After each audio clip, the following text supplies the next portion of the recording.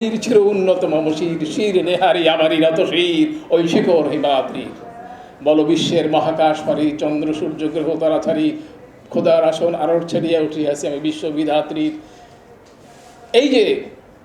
চির উন্নত মমশির গোলামীর যুগে ঔপনিবেশিক যুগে একটি অগ্নিস্ফুলিঙ্গ এই মম এক হাতে এক বাঁকা বাঁশের বাঁশুরি রণতুর্য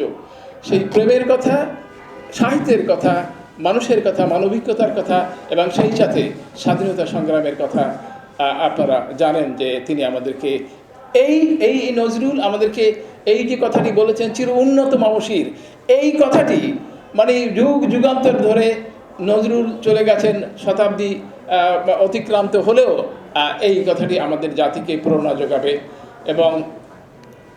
বাংলাদেশের মানে মুক্তি সংগ্রামের সময় আপনারা জানেন যে লাঠিমার ভাঙলে তোলা মানে যত সব বন্দিশালা এই সব গানগুলো বা ওই যে যেমন কি বললেন গাহি সাম্যের গান, মানুষের চেনা হয় কিছু বড় নয় কিছু মহিয়ান, এই যে কথাগুলো আমাদেরকে চিরকাল মানে সারা জাগিয়েছে। এবং সবচেয়ে বড় কথা হলো যে